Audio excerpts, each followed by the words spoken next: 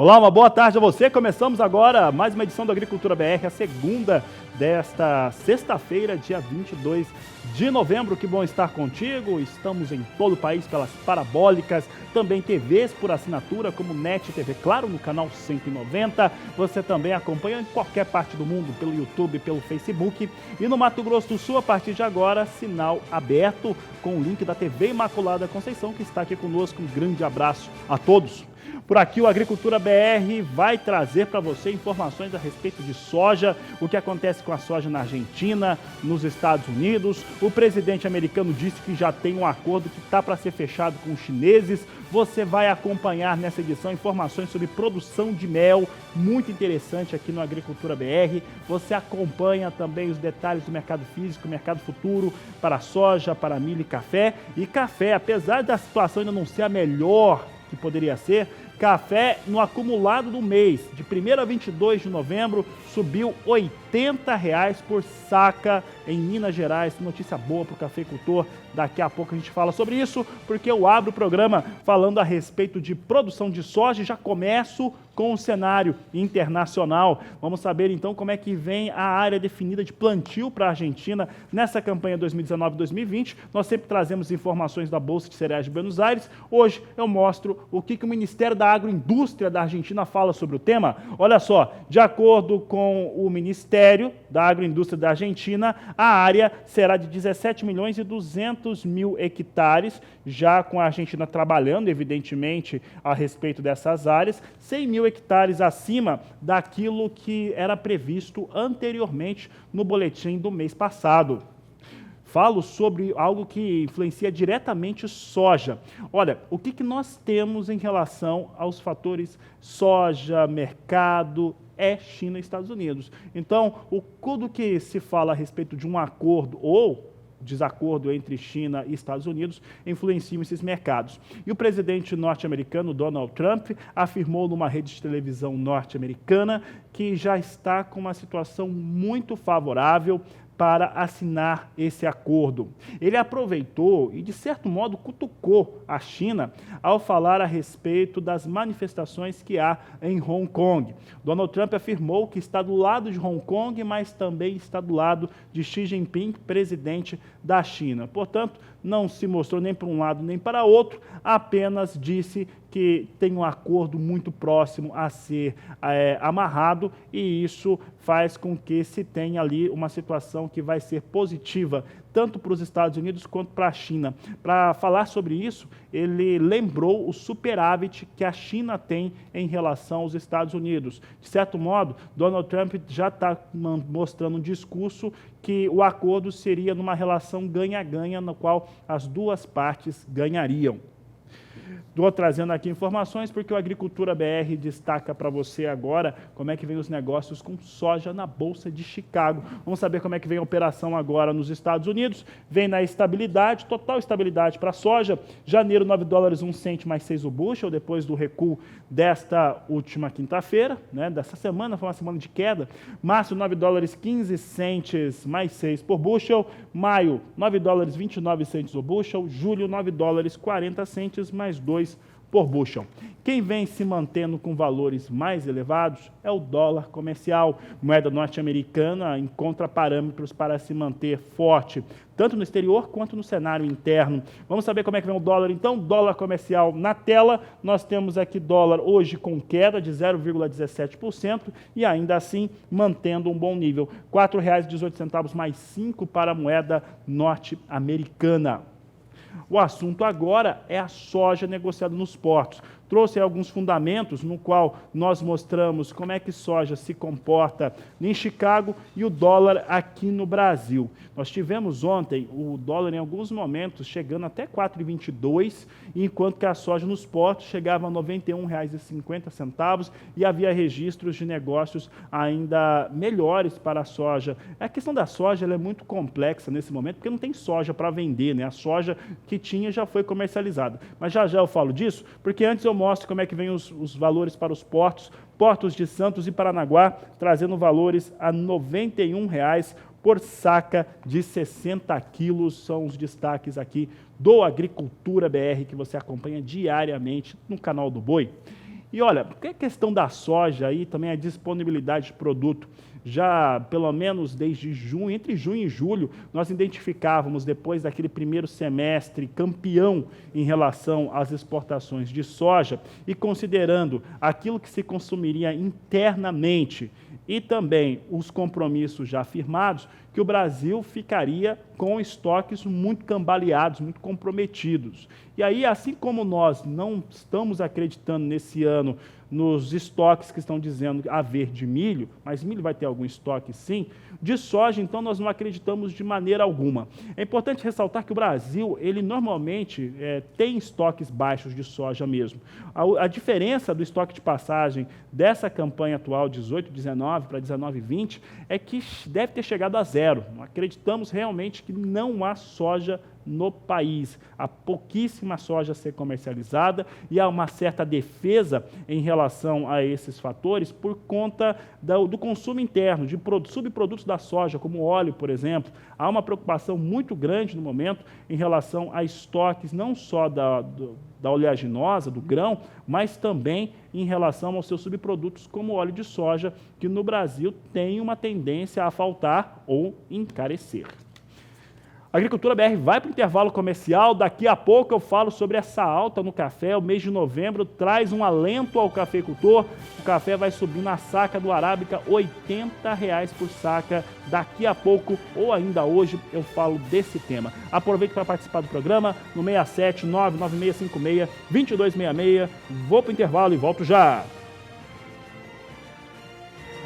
E o Brasil tem vários produtos com qualidade reconhecida e que muitas vezes se destacam de longe dos outros concorrentes. O mel é um deles. A qualidade do mel produzido no Brasil realmente é diferenciado. E alguns estados se destacam muito nessa produção, como Santa Catarina e o estado do Mato Grosso do Sul.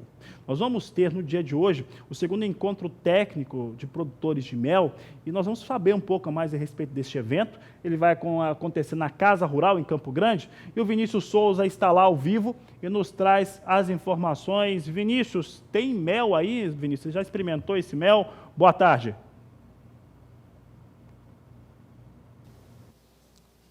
Oi, Fabiano, boa tarde para quem está acompanhando a nossa programação. Pois é, Fabiano, hoje eu não experimentei do mel, mas eu já comi mel algumas outras vezes, inclusive o pessoal sempre fazendo degustação e tudo mais, e mostrando para a gente, levando conhecimento. A gente sabe, inclusive, que a abelha hoje que predomina no Brasil são as abelhas africanizadas, essas têm uma alta produtividade de mel, isso é muito interessante porque reflete na questão dos preços também. Existem outras, como por exemplo a Jataí, que tem uma produção um pouco mais baixa e os preços já são um pouco mais elevados, mas claro, essas informações e outras o pessoal vai poder conferir vindo aqui à tarde hoje no segundo encontro técnico de apicultura. Quem está aqui do meu lado é o André Luiz, ele é técnico em apicultura. André, eu quero agradecer a participação, eu já começo te perguntando sobre o que o produtor pode esperar hoje de tarde durante essa programação. Boa tarde. Boa tarde, tudo bem? Então, hoje é o segundo encontro técnico de apicultura. Ali a gente vai estar falando de toda a produção aqui no estado, né? A gente vai estar trazendo um pesquisador, um profissional da apicultura do país de Portugal. Ele veio para o Brasil para outros eventos, ele vai estar aqui hoje à tarde. Então vai trazer toda a experiência, né? Toda a cadeia produtiva, a organização das cooperativas, a organização dos produtores lá em Portugal. Ele vai mostrar esse trabalho hoje à tarde aqui. A gente vai estar falando também do sistema de inspeção, né, para quem tem interesse em montar entrepostos, para quem já tem entrepostos de mel, né, como funciona a parte de fiscalização, a parte do Ministério da Agricultura junto com esses entrepostos, essas empresas. A gente vai estar falando da assistência técnica, né, todo o serviço que o Senar realiza para todos os produtores rurais. Vamos estar falando da Apis mellifera, né, que é a principal espécie, meliponicultura, né, que hoje muita gente no meio urbano vem trabalhando. Como que o Mato Grosso de mel? Mato Grosso do Sul ele tem uma particularidade, né, muito forte. Ele possui 3 biomas, né? Então a gente tem o Pantanal, tem o Cerrado, tem a Mata Atlântica. Então assim, a produção de mel é bem diversificada. A gente tem características únicas como o clima, como também a produtividade das abelhas. A região de Três Lagoas é a região que lidera a produção no estado, devido à produção de eucalipto. A gente tem parcerias com alguns produtores que têm parcerias com a indústria de celulose, né, que tem toda a produção dentro dessa área.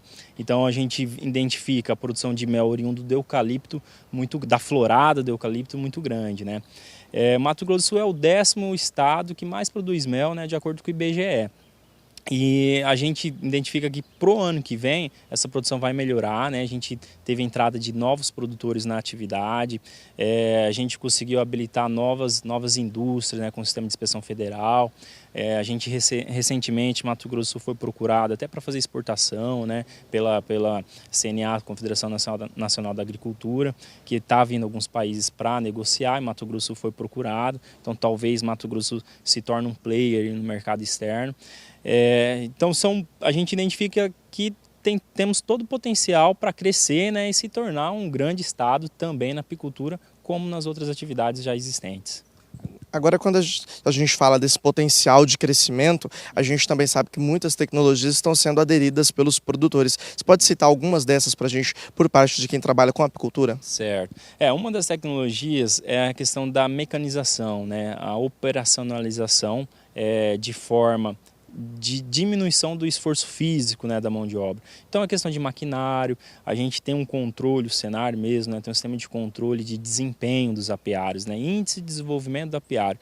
Então normalmente o apicultor, ele só verifica a sua produção lá na colheita, ele não consegue identificar se está indo bem mês a mês ou não. Então com o apoio do Senar, né, a gente tem essa ferramenta, uma ferramenta nova no mercado, que ele consegue estar identificando se nesse mês foi melhor que o mês passado ou foi pior, e comparar com as safras de cada ano. Essa é uma ferramenta muito importante, né? A apicultura, muita gente vinha trabalhando de forma extrativista, né? Não fazia alimentação das abelhas, né? Só colocavam elas para produzir o mel, mas não dava uma condição boa, viável para elas se manter por muito tempo. Hoje, né, a gente identifica vários produtores que já têm todo um protocolo de produção, faz alimentação, faz manejos corretos, né? Isso daí melhora a qualidade do mel, melhora até na cadeia produtiva a gente tem índices melhores, né? E consequentemente, diminuição das despesas e aumento do lucro desses produtores. André, eu vou agradecer a sua participação. Para você que está acompanhando aqui a nossa programação, essas e outras informações vão ser disponibilizadas para você nas palestras que acontecem a partir de agora no período da tarde, a partir das 15 horas, vai ser aberto ao público aqui na Casa Rural de Campo Grande, Mato Grosso do Sul. Claro, o público que está acompanhando e está aqui na região, quiser, pode participar. Fabiano, volto com você aí no estúdio. Obrigado, Vinícius. Um grande abraço a você. Está aí um evento sobre mel, né, discussão técnica a respeito do tema. Por aqui eu volto a falar de dólar. Dólar vem apresentando. Essa semana ela foi marcada por 2 quebras de recorde para o dólar. Primeiro ele tinha atingido R$ 3,21 mais 2, que era o maior valor nominal da história. Mas depois, já na mesma semana, um dia depois, chegou a 3,22. No momento o dólar vem com queda, vem abaixo de 3,19. É isso mesmo, vem agora 4,19, perdão, R$ 4,18 mais 5 para o dólar, a queda agora é de 0,18, chegou a 4,22 durante essa semana, mostrando muita força a moeda norte-americana. Então, por vários motivos, e principalmente quando se fala de produtos de exportação, o dólar realmente pesa e pesa muito. Por isso, nós tivemos aí a nossa equipe em São Paulo conversando com um especialista do mercado de dólar, o Victor Cândido, que comentou a respeito de como que deve agir o mercado. Alguma expectativa, é muito difícil hoje estimar o dólar, mas alguma expectativa que se tenha sobre o câmbio e sobre os negócios no país. É a entrevista que você acompanha agora. Pois é, Victor Cândido, seja bem-vindo mais uma vez ao canal do Boi. Dólar acima dos R$ 4,22, recordes históricos. Não era isso que se esperava para esse ano, né? Mais uma vez, bem-vindo ao canal do Boi. Obrigado, prazer estar aqui. Não é algo que se esperava. Acho que a gente tem visto aí um ano um pouco atípico para o real. Passou o ano inteiro bastante pressionado, já começou o ano subindo e passou uma parte relativamente grande do ano acima de R$ 4. Eu acho que esse nível do dólar ele tem 2 explicações. É óbvio que é muito fácil falar isso agora, né? Depois que o movimento já aconteceu, mas tem uma coisa que é interessante. O primeiro de fato, a atratividade do real como moeda para o investidor estrangeiro mudou bastante, né? Antes o real era uma moeda que a gente diz no termo técnico de carry, ela tinha um prêmio. Ter o real, você ganhava dinheiro tendo real pelo simples fato que a taxa de juros no Brasil era alta. Então, ao longo de 2019 também a gente viu uma reprecificação de juros bastante grande, que nunca vimos no país antes. E com tendência a cair ainda mais, né? A tendência é cair ainda mais, isso vai depender um pouco da inflação de curto prazo, mas a gente viu uma reprecificação de juros bastante grande no Brasil. Então, esse prêmio de carregar o real deixou de existir, né? Ele ficou bem menor, ao ponto que existem outras economias emergentes que têm prêmios melhores. Então, já nesse relativo, o real já perdeu a sua atratividade. Também ao longo do ano não foi um ano tranquilo, acho que é importante dizer isso. Foi um ano no qual a gente teve um governo novo, um governo que tem uma base, um framework de política diferente dos governos anteriores. É um governo que tinha que fazer reformas importantes, como a reforma da Previdência, demorou bastante para a reforma ser aprovada. No final foi uma reforma positiva, mas demorou. Com a economia aí prevista para 10 anos, dentro do previsto também, né? Dentro do previsto, eu diria que até melhor do que se esperava ali em maio. Em maio o mercado esperava algo próximo de 600 bilhões, veio uma reforma mais próxima de 800. A reforma é bem positiva. Mas demorou, né? Eu diria que assim, a gente ficou com uma neblina em cima da economia brasileira o ano inteiro. E aí fatores que trouxeram um pouco mais de animação com o real, que aconteceram em outubro, né? É importante lembrar que há um mês atrás o real chegou a operar abaixo dos R$4, Sim. né? Foi bastante a animação com o leilão da sessão onerosa, né? Que tinha uma expectativa que viesse em bilhões de dólares, né? Essa expectativa se frustrou, no final o leilão não foi completo, né? Ficou faltando vender alguns blocos, o grande comprador foi a Petrobras, que vai liquidar isso em reais, não em dólares, então essa vinda de moeda não aconteceu. Também no dia seguinte do leilão da sessão onerosa teve um outro leilão de petróleo, mais tradicional também, no qual teve alguma frustração, não se vendeu tudo, e o investidor estrangeiro também não apareceu. Então teve um certo estresse ali, né? Teve uma correção grande. É importante lembrar também, como a taxa de juros caiu muito e aquele prêmio que eu falei de carregar o real diminuiu muito, o real passou a ser usado como uma moeda de hedge também para países emergentes. De seguro. Exato. É barato apostar contra o real. Porque quando você aposta contra uma moeda, você tem um custo de cara, que é o custo de oportunidade de ter aquela moeda. O custo de oportunidade do dinheiro é a taxa de juros. Então, era caro apostar contra o real. Agora não, ficou super barato. Então, o real passou a ser usado para fazer outras proteções, como se proteger de Argentina, como se proteger do juro que caia muito, né? Você fala, se o juro subir, o que vai acontecer? É mais risco, então o real deve subir, então faz a posição no real também. Então tem um componente técnico que aqui dentro também, de Brasil, que amassa a nossa moeda. Sim. E tem o componente externo também, não foi um ano trivial, foi um ano de desaceleração da economia global, né? Apesar da economia ainda estar crescendo, desacelerou. A gente viu China desacelerando, ruim para exportadores de commodities como a gente. Então, no geral, não foi um ano bom para a nossa moeda, tanto por fatores internos quanto pelos fatores externos. Muita coisa, né? E, Vitor, você comentou aí no meio da sua explicação, você falou sobre o investidor estrangeiro, né? Inclusive, a Bolsa de Valores registrou uma saída gigante de capital estrangeiro agora no último mês, né? Inclusive, chegando próximo lá dos patamares de 2008. Por que isso aconteceu e, na prática, quanto que isso impacta para pessoas comuns, para o produtor rural, enfim? Bom, vou inverter a resposta. Na prática não mudou quase nada, a gente viu a Bolsa continuar subindo, muito mais para um fator de realocação dos portfólios aqui dentro. O que quer dizer isso? Como a taxa de juros caiu muito, a gente viu uma série de investidores mudando a composição dessa carteira para renda variável. Então, o estrangeiro saiu da Bolsa e esse movimento, né, se alguém sai, alguém tá entrando no lugar, né? No final do dia, os comprados e vendidos tem que ser igual a zero. E aí, então, a gente viu o investidor local entrando. Então, o investidor local tá com uma posição bastante grande de bolsa e ele compensou, mais do que compensou...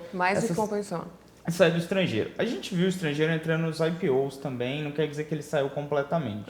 Mas como eu falei, o Brasil perdeu um pouco a atratividade. Ao mesmo tempo, tem que lembrar que bolsas mais seguras que as nossas, digamos assim, como os Estados Unidos, né? A Nasdaq, por exemplo, teve um ano brilhante, né? Então, você teve ações dos Estados Unidos que subiram de nomes bastante conhecidos como Apple, Amazon, Microsoft, que tiveram um desempenho brilhante ao longo do ano. Então, no relativo também tinham bolsas melhores que as nossas, a economia americana é melhor que a nossa. Então, isso também ajudou um pouco nessa também nessa realocação de portfólio do investidor estrangeiro. Mas assim, no final do dia não mudou muita coisa para a Bolsa, como a gente viu. Acho que o efeito dessa saída foi muito mais no câmbio, que o produtor rural é uma faca de dois gumes. De um lado é bom para quem exporta, mas é ruim para os insumos, que em grande parte são contados em dólar, né? Sim. Você falou, né, do Brasil, claro que tem uma série de fatores aí que acabam pressionando o nosso real, mas de um modo geral a América Latina está bastante prejudicada agora nessa reta final de 2019 e a gente acaba entrando no pacote também, né? A gente acaba entrando no pacote, o investidor lá fora ele não vê muito o Brasil, isso é até uma coisa que frustra um pouco, nós somos especialistas no mercado brasileiro, né, porque o Brasil é um país que, apesar de todos os problemas, ele é razoavelmente institucionalmente forte, né? As instituições funcionam, a justiça funciona, o governo funciona relativamente bem, a economia está voltando a crescer, é um país que tem um banco central independente, juro baixo, inflação baixa, ele tem uma configuração para crescer bem nos próximos anos. Mas a gente acaba entrando nesse balaio, que teve o Chile, que assustou um pouco, a Argentina, que teve uma eleição bastante controversa, voltou à esquerda, ao mesmo tempo você tem o problema de Bolívia, que é uma nação muito menor, muito menos expressiva economicamente, mas no geral a gente contamina. A gente, o investidor olhava para a América Latina, o Peru com problemas de governo, a Bolívia com presidente que cai, a Argentina com a volta do governo de esquerda, o Chile com manifestação de rua, e então você tem todo um efeito de imagem que é bem prejudicial. Vitor, para encerrar, claro que o ano já está terminando.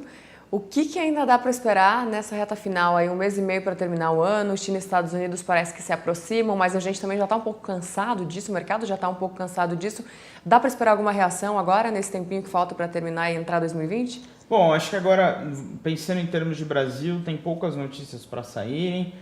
O Congresso já vai desacelerando o ritmo de trabalho, o governo mandou várias PECs agora no final do ano, dificilmente elas devem ter algum avanço muito concreto, no máximo aprovação em uma comissão ou outra. Então, de Brasil, eu diria que notícias menos. A gente está mais exposto a ruídos do que notícias positivas. Lá fora, eu acho que, obviamente, o grande foco é a questão dos Estados Unidos e China. Como você falou, é algo que nos cansa. Nas outras vezes que eu vim aqui, isso era tópico, continua sendo tópico. E então, a gente não sabe exatamente quando isso vai acabar, mas tudo indica que tem um pequeno acordo sendo costurado, que pode acontecer ainda esse ano. Pouco provável, deve ser no começo do ano que vem, mas ainda existe. Fora que no final do ano também a posição técnica da Bolsa piora, né, dos ativos piora, os fundos estão diminuindo as posições, até para garantir os ganhos. Foi um ano bom para os mercados financeiros. Então, no geral, você tem todo um fator técnico e a falta de notícia, que é normal do final do ano, não deve trazer muitos movimentos. Tá certo, Vitor. Mais uma vez, obrigada pela sua participação aqui e esclarecimentos aqui para o canal do Boi. Eu que agradeço. Esse foi então o Vitor Cândido, economista-chefe e também sócio da Journal Capital. E nós devolvemos o sinal. É com vocês. Agricultura BR de volta, vou falar agora um pouco de trigo no cenário internacional. E de acordo com o Ministério da Agroindústria da Argentina, a produção do país vizinho na campanha 2019-2020 será relativamente menor, 460 mil toneladas a menos, ficando na casa dos 19 milhões de toneladas. É o que eu mostro agora na tela. Você tem aqui o Ministério da Agroindústria da Argentina apresentando um volume de 19 milhões de toneladas, uma queda de 2,37% frente aos dados registrados na campanha 18-19.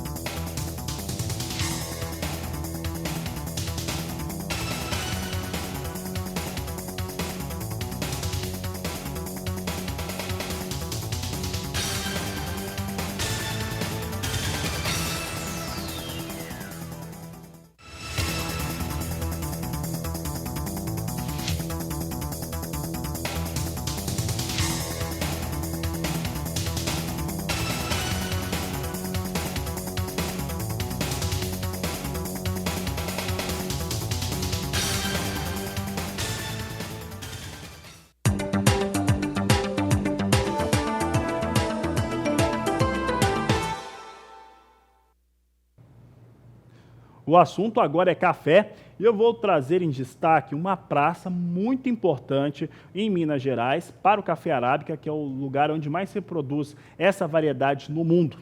Vou trazer em destaque aqui, apesar dos valores estarem ainda distantes daquilo que é considerado ideal, aquilo que poderia trazer um ânimo distinto para os cafeicultores, mesmo assim, há de se considerar, café sobe. E o café subiu R$ 80 por saca, é o que a Agricultura BR mostra agora. Você acompanha comigo agora em destaque como é que vem o acumulado do mês em torno do café arábica, e aí mostrando uma das principais e tradicionais praças mineiras de produção de café. Você vê aqui a praça considerada Araguari, onde se tem aquela grande reunião, onde se tem uma produção muito forte de café, muito tradicional. Região de Araguari, Patrocínio. O café considerado aqui é o duro tipo 6, números apurados pela BBM, a Bolsa Brasileira de Mercadorias. Em 1º de novembro, o valor era de R$ 440 a saca. No dia 4 de novembro, 460. No dia 8 desse mês, chegou a R$ 500. No dia 13, recuou para 490, mantinha 490 no dia 18 e nesse dia 22 alcança R$ 520 a saca do café. Aqui um movimento muito interessante de elevação para o café, sobe R$ 80 por saca no acumulado do mês, de acordo com os números da BBM, que você acompanha diariamente aqui no Agricultura BR. É uma notícia que, se não é a melhor para o cafeicultor, já consegue trazer algum alívio depois de tanto tempo de pressão de preços para o café. A Agricultura BR agora traz em destaque o café arábica negociado na Bolsa de Nova York. É a maior negociação da variedade do mundo. E eu tenho aqui na tela café arábica hoje vindo dessa maneira. Posição de dezembro tem algum recuo hoje para o café arábica, mas posição de dezembro vinha $1,14 mais 50 a libra peso, março $1,14 mais 60, maio $1,16 mais 95, ali na variação repetiu, mas está com queda de 1,60 neste momento. Julho vem com $1,19 mais 5 por libra peso. Hoje, café arábica apresentando queda na Bolsa de Nova York.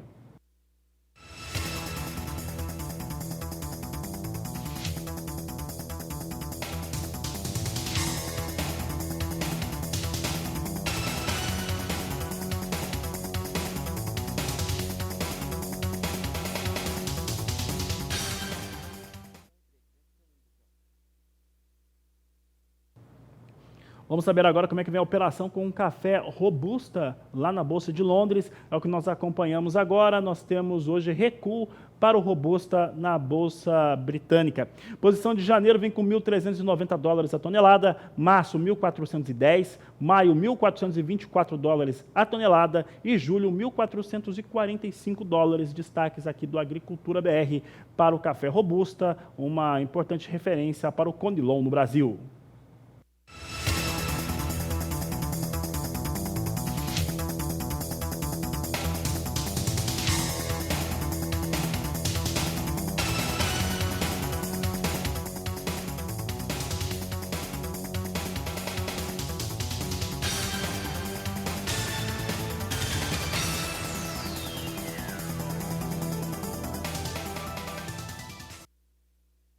No próximo bloco, a Agricultura BR fala sobre preço de feijão no Brasil, vai falar também sobre um leilão da Conab para estimular a produção de laranja lá no Rio Grande do Sul.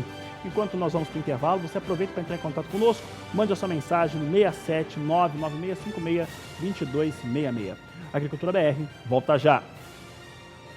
O Departamento de Economia Rural da Secretaria de Agricultura do Estado do Paraná divulgou o levantamento, você acompanha aqui no Agricultura BR, e mostrando também como é que vem a situação do feijão no estado do Paraná. É o que nós vamos mostrar a partir de agora no Agricultura BR. Você acompanha comigo aqui o feijão no estado do Paraná, que vai atingindo 99% cultivado em 151.445 hectares.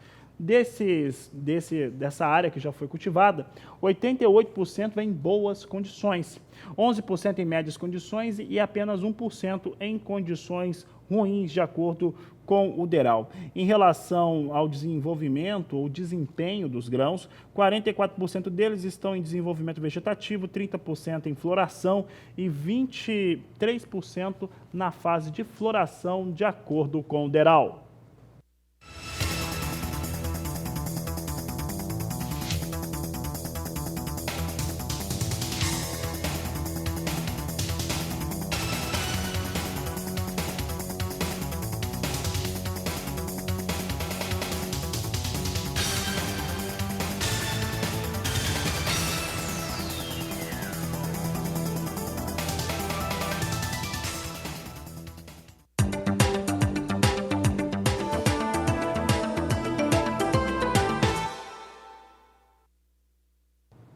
E olha, na próxima terça-feira, a Companhia Nacional de Abastecimento, a Conab, vai colocar um leilão de 5.000 toneladas de laranja do estado do Rio Grande do Sul, ao valor de R$ 15,95 por caixa de 40 quilos e 800 gramas. A iniciativa visa estimular a cadeia produtiva no estado do Rio Grande do Sul em relação à produção de laranja. Vamos saber então como é que está dividido esse leilão, as variedades dele. Você tem aqui a caixa de 40 quilos e 800 gramas, como eu já havia dito, em R$ 15,95. De acordo com a Conab, serão 2.500 toneladas que serão disponibilizadas da safra 19/20 por meio do prêmio equalizador pago ao produtor, o PEPRO, e 2.500 toneladas disponíveis pelo prêmio de escoamento de produto,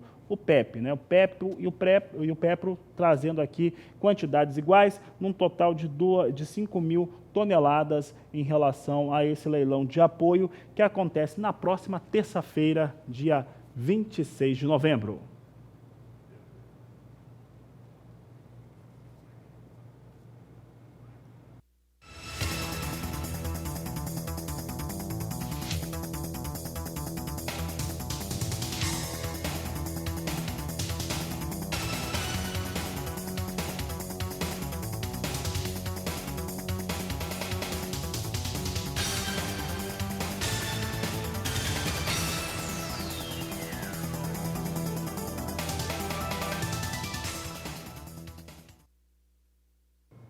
Vou falar agora dessa grande oportunidade, essa iniciativa que o Canal do Boi está trazendo, o Canal do Boi Fazendas, uma grande oportunidade para investidores, produtores rurais, quem quer adquirir a sua fazenda. É o que você vai acompanhar agora, trazendo aí mais uma grande oferta pelo Agricultura BR.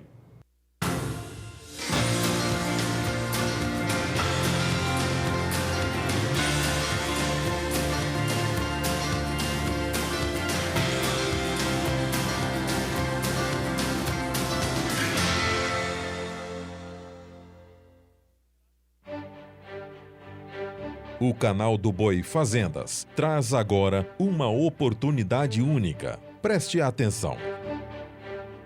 Lindíssima fazenda bem próxima a Campo Grande, distante apenas 29 quilômetros da área urbana, com acesso fácil pela rodovia BR-163, na saída para Cuiabá. Próxima a shopping, atacadistas, revenda de máquinas e implementos agrícolas, além de lojas agropecuárias.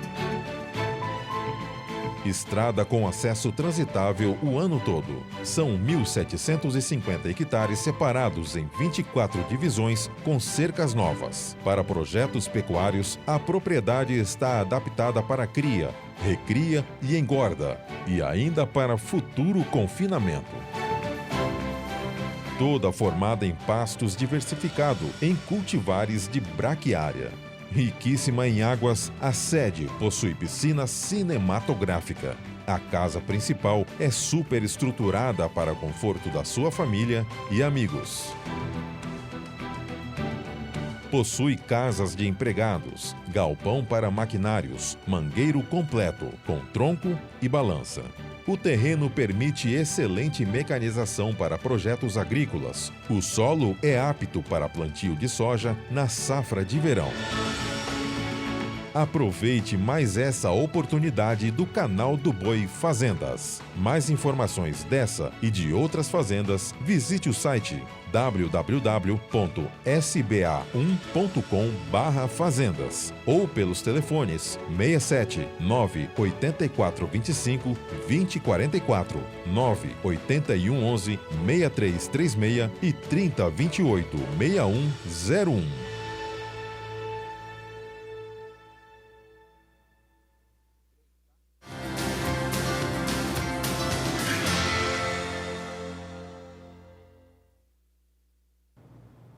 Nós vamos para mais um intervalo comercial. Daqui a pouco tem informação ao vivo aqui no Agricultura BR. Eu lembro que a sua participação é importante, então participe conosco, mande a sua mensagem, foto, vídeo pelo nosso WhatsApp no número 67996562266. Voltamos já. E olha, nós temos falado há bastante tempo de energia renovável, de várias questões que estão acontecendo no país. Você sabe que a ANEEL está querendo cobrar pela produção de energia fotovoltaica através das placas solares, aquele total absurdo. E, na verdade, no Brasil se tenta buscar alternativas, isso é sustentável, isso é respeitar o meio ambiente, isso é aproveitar melhor as situações num país que tem ali um custo muito elevado para a produção de energia. E olha, a produção de energia renovável e como que isso afeta as propriedades rurais é tema de uma palestra na noite de hoje no Sindicato Rural de Campo Grande. E é para lá que nós vamos lá agora ao vivo. Nós estamos com o Vinícius Souza, se deslocou da Casa Rural para o Sindicato Rural. E agora nós temos ele aí trazendo essas informações. Vinícius, é sempre importante falar de produção de energia e ainda mais num tempo como esse, que a energia fica cada vez mais cara.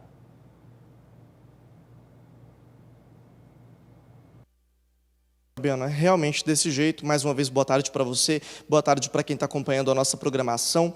O objetivo, Fabiano, dentre tantos, é reduzir aí os gastos e aumentar a lucratividade. Isso contribui muito o uso da energia solar. A gente sabe que existe toda essa polêmica aí em volta da questão da cobrança, que não é aceita por quem faz o uso desse tipo de energia, e a gente vem acompanhando esse caso. O agronegócio não é diferente, o pessoal faz o uso dessa energia, é uma tecnologia que vem sendo cada vez mais aplicada, e aqui em Campo Grande, Mato Grosso do Sul, hoje à noite acontece um jantar que promove assuntos ligados a esse tema, inclusive o palestrante do evento está aqui do meu lado, Sérgio, que vai conversar sobre esse assunto hoje à noite e já conversa com a gente agora também pelo período da tarde. Sérgio, eu quero agradecer a sua participação, eu começo te perguntando o seguinte, o que vai ser abordado hoje durante essa reunião?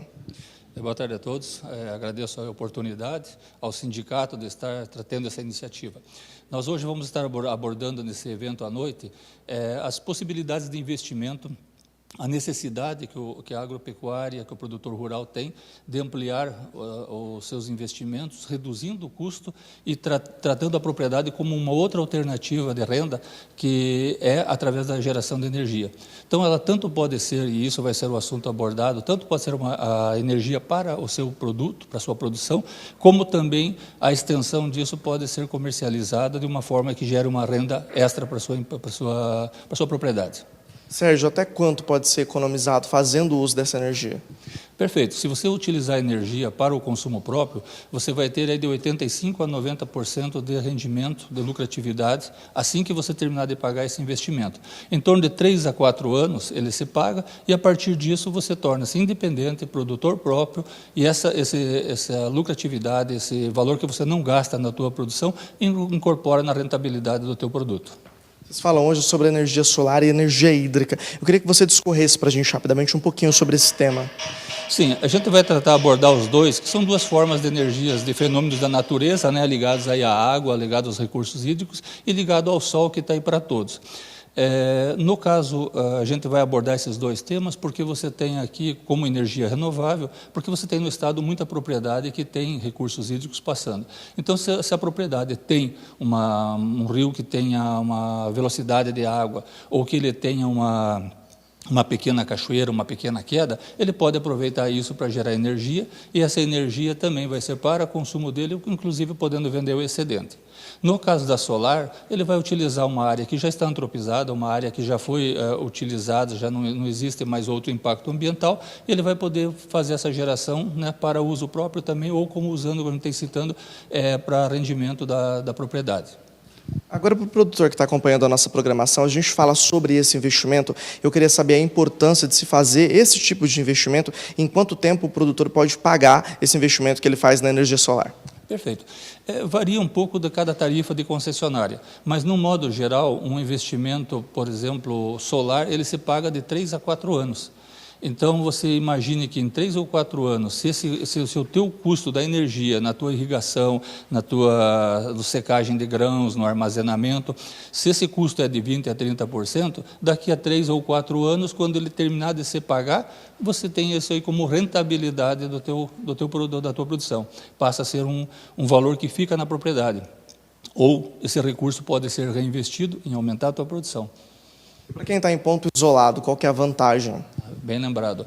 A questão do ponto isolado ou dentro de uma propriedade, nós temos muitas propriedades grandes aqui no estado, você pode ter, por exemplo, lá num canto da propriedade, um caseiro, uma propriedade lá, ou uma casa, ou mesmo uma dessedimentação animal, você pode ter o poço isolado lá ou a residência isolada lá, sendo alimentado por um sisteminha de energia solar, sem a necessidade de investir em rede de distribuição, sem necessidade de levar a luz até lá.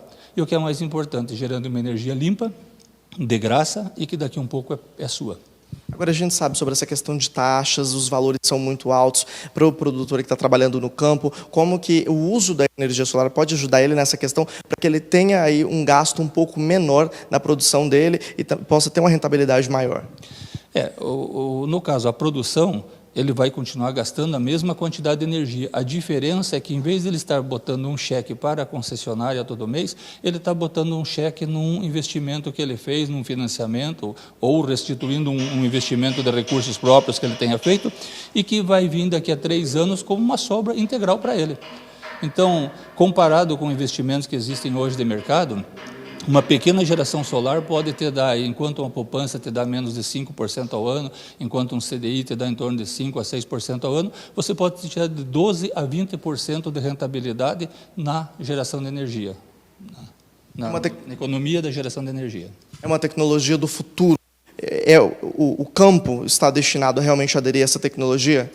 Acredito que como um todo, não só o campo, né? Você vê a Europa, por exemplo, com uma insolação de 2,3, um índice de 2,3 de insolação. Nós aqui no Brasil temos de 5,7 e ainda usamos pouco. Se você olhar a Europa, a Alemanha, outros países, você tem o uso já muito mais avançado. Então, essa independência de energia, o barateamento do custo que está ocorrendo à medida que os anos estão passando, as placas estão ficando mais baratas e está chegando um momento que está se tornando insuportável você ficar pagando a conta de energia. Isso pesa muito na questão produtiva, né, da propriedade, e esse investimento, na realidade, em poucos anos ele se paga, e aí tudo isso aí passa a ser um retorno para o empreendedor, para o proprietário. O comportamento do produtor, então, está mudando, não só do produtor, do brasileiro em si. O brasileiro em si, né? Você está vendo cada vez mais nas casas, cada vez mais pequenas e médias indústrias, parques solares sendo instalados para a venda de energia. Então, você não está tendo só um investimento numa energia que é gratuita, que está aí disponível, né, para nós utilizar, uma fonte inesgotável. Você não está vendo isso aí só como para o uso, você está vendo para uso, que te reduz, da economia, mas principalmente para alguns como uma forma de investimento e de um bom retorno financeiro. Hoje à noite tem esse jantar que terão os assuntos que vão ser abordados aí, referentes a esse tema. Eu queria que você explicasse um pouquinho mais sobre tudo que vai ser falado hoje pela noite, quais as expectativas, quem vai participar pode esperar. Nós estamos aí há pouco tive o retorno aí da diretoria do sindicato, que já estava pela manhã com mais de 90% das vagas já lotadas, inscritas, né? E o brasileiro sempre deixa para a última hora, não só por uma questão de costume, mas às vezes por questão de agenda, para ver se consegue estar presente ou não. A expectativa nossa é dos empresários da agroindústria, do agronegócio, que vão estar participando conosco hoje, vamos trocar uma ideia e mostrar para eles todas as possibilidades que tem de investimento a partir de de energias renováveis, a partir de energias disponíveis aqui no estado, como a hídrica e a solar, e que vão trazer, em primeiro momento, uma redução de custo, assim que ele se pagar, uma redução drástica no custo de produção, aumentando dessa forma a lucratividade. E proporcionando já desde o início, ele poder alimentar pontos isolados da fazenda, ou ele ter uma renda extra, se ele usar isso aí como um investimento na fazenda. Na segunda-feira também tem mais um pouco, né? Sim, exato. Bem lembrado também, né? Na segunda-feira tem um café da manhã aqui na sala da presidência, que nós vamos estar disponíveis das 7h30 até as 11 horas, né, no período da manhã, disponível para tirar dúvidas com aquelas pessoas que se interessarem pelo tema, que se interessarem pelo assunto e que virem isso como realmente um lucro. Como eu disse, é uma troca de cheques. Em vez de você pagar para terceiros, você está pagando o que é seu. Tá certo, então, Sérgio, eu quero agradecer a sua participação. Olha só, Fabiano, então hoje à noite tem esse jantar. Na segunda-feira, para quem se interessar pelo tema, pode participar. Como o Sérgio já disse, a partir das 7h30 da manhã tem um café aqui no Sindicato Rural. São temas aí muito relevantes, muito pertinentes para esse momento que a gente vem vivendo. Fabiano, volto com você aí no estúdio. Obrigado, Vinícius. Um grande abraço a você, toda a equipe, e também para quem vai estar nesse grande evento discutindo aí energia renovável. Isso é fundamental em todos os setores do Brasil. Isso tem que ser uma defesa da nação.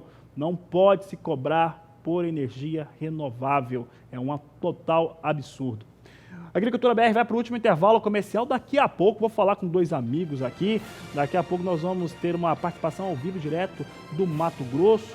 Nós vamos trazer aqui o Murilo, o Edilson Alvarenga. Já estou vendo eles aqui, ó. O pessoal não está vendo, mas o meu retorno já mostra. Daqui a pouco a gente vai saber de um grande evento que nós vamos ter aqui pelo canal do Boi. Vou para o intervalo e volto já. Olha, nessa próxima segunda-feira tem um grande evento aqui pelo canal do Boi. É o Leilão PGP, Programa de Ganho a Pasto. É um grande evento com 80 reprodutores, uma seleção aí da Associação dos Criadores de Nelore do estado de Mato Grosso. E é por isso que nós vamos agora até Cuiabá. A Agricultura BR vai até Cuiabá. Vou conversar com meu amigo Edilson Alvarenga. A gente tem se falado só pelas mídias sociais e por telefone. Alvarenga, um prazer tê-lo aqui no Agricultura BR. Que leilão é esse? Como que será essa oferta? Boa tarde, sejam bem-vindos. Muito boa tarde, Fabiano Reis. Prazer estar falando com você, viu? Realmente a gente está aí falando só por telefone, mas agora vamos falar aqui ao vivo, né? Bom, falar de um grande evento. É o leilão da quarta prova de ganho de peso da Nelore MT. Entraram 140 animais nessa prova de ganho de peso. Somente os 60 melhores vão à venda nesse leilão. E esse leilão foi cercado de todo cuidado, né? Nós temos aí várias avaliações. Nós temos, primeiro, a avaliação da prova de ganho de peso. Somente elite superior vai à venda. Depois nós tivemos a avaliação de carcaça, através de ultrassonografia. E o José Pankovic, técnico da BCZ, que acompanhou essa prova, fez o julgamento de epimuras, onde são avaliados racial, a parte sexual, a parte de aprumos, né? A parte fenótipica do animal, e aí os animais também com algum defeito, algum senão, foram retirados. Então, somente a nata vem à venda. E aí, por último, vem aí o mais importante, que é a avaliação genômica, ou seja, a avaliação através do gene do animal, para ver se aquele animal realmente tem aquela característica econômica positiva. Para falar disso comigo está aqui o Matheus. Matheus, bom dia mais uma vez. Boa tarde, né? Mais de meio-dia. Isso, boa tarde, Dilson, e boa tarde a todos os amigos que estão nos acompanhando.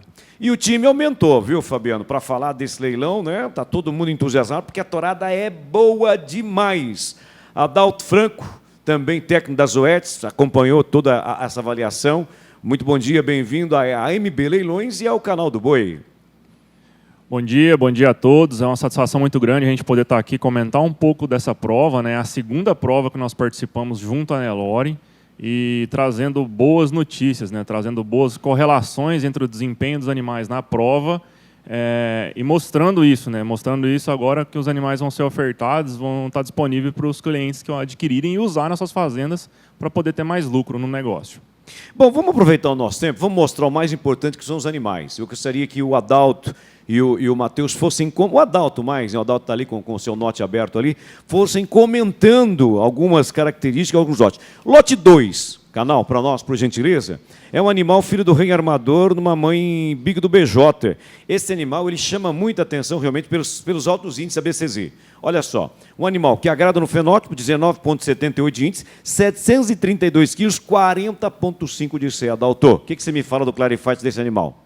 Isso aí, Edilson. É um touro que, como você acabou de comentar, agrada no fenótipo, né? Filho do armador, que é um dos líderes de venda de sêmen hoje, de avaliação genética, um dos touros mais atuais do mercado.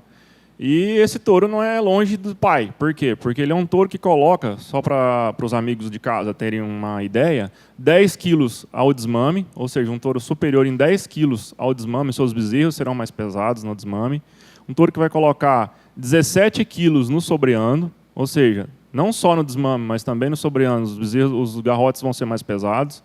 Coloca quase 1,5 centímetro de circunferência escrotal a mais e 3,5 centímetros de área de olho-lombo. Ou seja, a cada 2 centímetros que a gente tem a mais de área de olho-lombo, a tendência é de a gente aumentar 1% de rendimento de carcaça. Esse touro tem quase o dobro disso. Então a gente tem forte avaliação para desempenho, forte avaliação para carcaça e para perímetro escrotal, que tem correlação com precocidade e fertilidade. Características importantes, Matheus: rendimento de carcaça, precocidade sexual, isso ele passa para as fêmeas, ou seja, o rendimento de carcaça também vai poder passar para os filhos desse touro?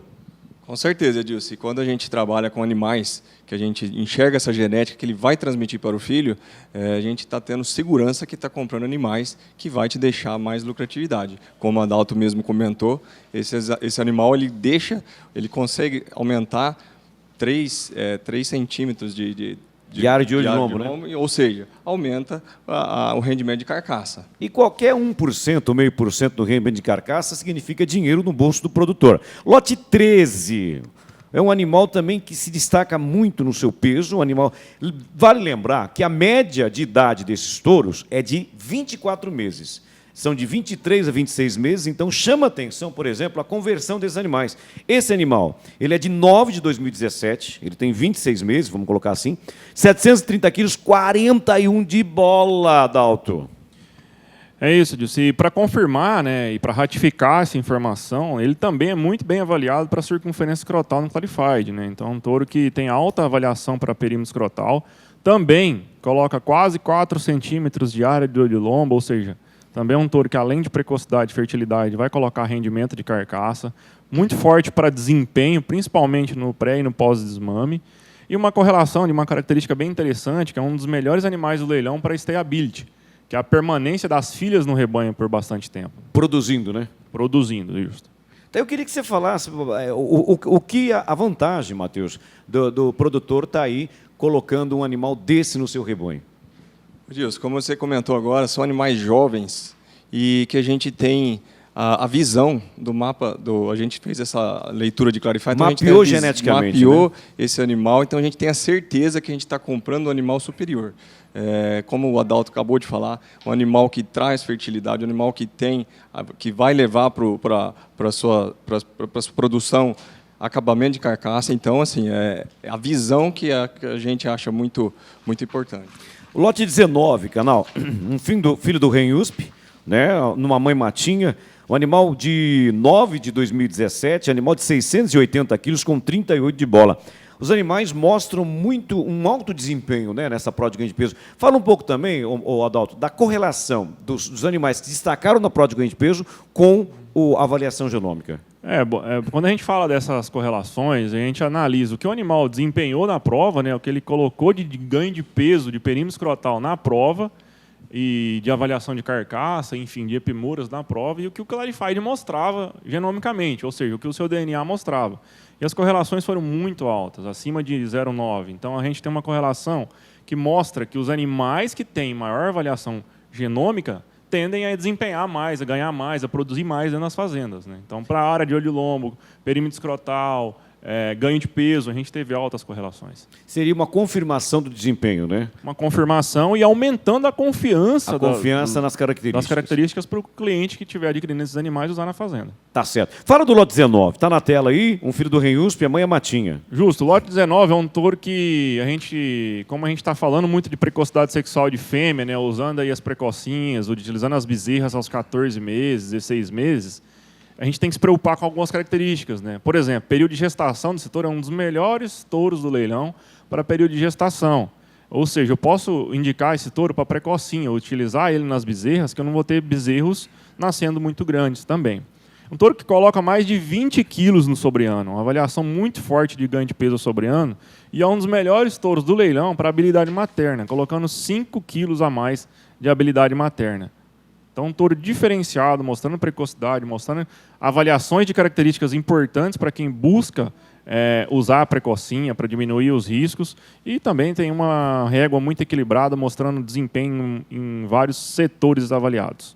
Muito bem, lote 20 para nós na tela, lote 20 para nós na tela. Essa característica econômica da habilidade maternal é importante, né? Porque nós vivemos um momento em que a cria vem restabelecendo seus valores, o bezerro vem sendo bem valorizado e vamos precisar de fêmea boa, né, Matheus? Com certeza, Edilson. Quando a gente fala em uma vaca produzir um bezerro por ano, a gente pensa hoje em produzir um bom bezerro por ano. Então a gente tem que buscar características que vão nos ajudar com esse trabalho. E tem uma frase que a gente costuma dizer, gente, o que melhora gado é touro, né? E touro melhorador, melhor ainda, né, Dalton? Justamente, é muito bom a gente falar, quando eu vejo um animal desse, né, o biotipo... Equilibradíssimo, né? Biotipo muito equilibrado, animal lançado, com boas costelas, um bom aprumo, né, um animal que tem essa cara de reprodutor mesmo, boa musculatura, e nada mais, nada menos do que o melhor touro avaliado pelo Clarified, que vai ser ofertado no leilão na próxima semana. Esse touro, ele é um dos melhores animais para precocidade sexual, para fertilidade, para desempenho, para a gente ter uma noção. Ao ano, ele coloca quase 20 quilos de peso. Ao sobre-ano, são quase 21,5 quilos, ou seja, um touro muito forte de desempenho. A habilidade materna não fica fora, que é mais de 4 quilos para a habilidade materna. Um touro que coloca quase 1 centímetro de circunferência escrotal ao sobre-ano e muito bem avaliado para a área de olho e lombo. Ou seja, um animal completo. Completo, né? Indicamos ele para repassar os plantéis aí dos mais exigentes selecionadores aí que buscam a avaliação genética. Edilson, pois não, Matheus. Um animal um biotipo que agrada a qualquer produtor em qualquer rebanho. Eu até ia comentar com você, Matheus, com relação a esse animal. Deixa esse animal um pouco mais na tela, que ele merece, ele é o melhor avaliado do Clarified, é um touro indicado para repasse. A grande dificuldade de quem seleciona Nelore PO, que faz touro, é você agregar números com beleza racial. Muitas vezes o animal é muito bem avaliado, mas não agrada na carcaça, não agrada na cabeça, não, né? Eu queria que vocês comentassem um pouco disso. Esse leilão está trazendo um pacote completo. Quem gosta de uma boa raça e de uma boa avaliação, não pode perder. Com certeza, Edilson. A gente sempre busca o equilíbrio, né? Exatamente. A gente busca um animal com um biotipo que agrada, com um racial excelente e com produção. Esse é o equilíbrio que a gente busca, né?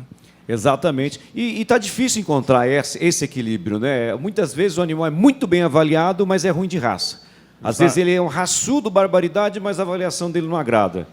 Hoje a gente até conversa com os grandes selecionadores, a gente fala com as pessoas que fazem esse processo e realmente é um caminho muito difícil de seguir, que é buscar um animal com raça e um animal produtivo. Então a gente tem aí um animal que completa isso e a prova vai trazer bastante animais para contemplar os clientes. Ô Adalto, obrigado, viu? Obrigado pela sua presença, pelas suas explicações. Eu conto com você na parte da tarde, nós vamos ter várias participações pelo canal do Boi, ok? E obrigado. Eu agradeço a participação aqui na MBB Leilões e espero que todos façam bons negócios na próxima segunda-feira, adquiram os touros melhoradores, que isso vai trazer resultado para as fazendas de vocês. Matheus, obrigado mais uma vez, você se colocou à disposição sempre da gente, obrigado. E hoje você está convidado, segunda-feira o dia inteiro nós vamos bater nesse leilão também, vocês dois são convidados, você e o Adalto. Obrigado, Edilson, obrigado a toda a equipe da MB e retifico, segunda-feira o leilão vai estar recheado de super ofertas. Gente, olha, eu sou suspeito para falar, nós vamos conduzir o leilão, o Murilo foi lá, a MB está à frente desse leilão, juntamente com a Nelore, mas olha, na minha opinião, é o melhor leilão de genética provada e raça que nós temos no ano de 2019 em Mato Grosso. Uma pouca oferta, são 57 animais, mas foi cercado de todo cuidado, cercado de todo carinho, de avaliação, né? Avaliação de carcaça, e ainda a maioria dos animais participam do programa de avaliação da BCZ e casa o desempenho de peso, com o desempenho de CE, com os altos índices da BCZ. Então, é os números agregados com a raça, tá certo? Grande abraço a todos. Fabiano, muito obrigado pelo espaço, meu irmão, foi um prazer falar com você, viu? Espero falar mais com você no seu programa. Parabéns, viu? Obrigado. Obrigado a vocês, um grande abraço a todos aí. Olha, sucesso principalmente para quem vai fazer a aquisição desses animais, esses reprodutores. alta qualidade desfilando aqui pelo Canal do Boi na próxima noite de segunda-feira. E olha, vamos falar agora a respeito de um assunto muito importante para a pecuária. O pessoal tem que aproveitar os valores. E olha, para isso, para você ter a terminação correta, você tem que ter investimento em genética, em qualidade, em nutrição e a sanidade. E a nutrição, aqui no Brasil, você garante com pasto de qualidade. É por isso que a gente vai trazer agora os levantamentos e pesquisas da Embrapa para o plantio do capim na reportagem de Kayle Rodrigues. A seca de 2019 prejudicou o tempo de preparo do solo. Normalmente, nesta época, os produtores já teriam passado pelo menos uma aração, incorporando o calcário, que precisa reagir no solo por pelo menos 60 dias. Para pastagem, esses 60 dias do calcário não é essencial. Assim que começar a chover, o produtor deve preparar bem o solo, gradear, fazer a nivelação, aplicar os corretivos e fertilizantes e então depositar a semente na profundidade correta. Depois da adoção, é preciso aguardar pelo menos 20 a 30 dias da germinação da semente. Com as chuvas, aplica-se o nitrogênio. De acordo com informações da Embrapa, a expectativa é de uma janela com chuvas suficientes daqui para frente. Para garantir o estabelecimento da pastagem, de 15 de novembro até 15 de janeiro. É tempo suficiente para preparar bem o solo, garantir que o solo tenha umidade adequada para a germinação da semente e chuvas adequadas para o estabelecimento posterior da planta. Lembrando que a Embrapa tem publicações direcionando técnicas para um plantio eficiente do capim. É um folder da série Fazendo Certo, formação de pastagens. E temos uma publicação mais longa, um comunicado técnico com os principais cuidados na formação de pastagens. De Campo Grande, Kayle Rodrigues. Vou trazer as informações finais agora do Agricultura BR. Destaque aqui no programa fica por conta da soja em Chicago. Vamos saber como é que vem a operação. Soja em Chicago vai operando em campo negativo. Posição de janeiro, nesse momento, tem o piso de $9 ameaçado. Janeiro vem com $9 cravados no momento. Março, $9,14 o bushel. Maio, 9,27 mais 2. Julho, $9,39 mais 2 por bushel. São os negócios com soja na Bolsa de Chicago neste momento. Vamos saber agora como é que vem o dólar comercial, o dólar operando no Brasil. Você tem a moeda norte-americana hoje a R$ 4,18 mais 5. Neste momento, queda de 0,16%. Agricultura BR atualizando os números para você. Essa edição do Agricultura BR vai ficar por aqui. Eu lembro que nós voltamos logo mais. Terceira edição começa às 16 horas. A todos um grande abraço, boa tarde e até mais.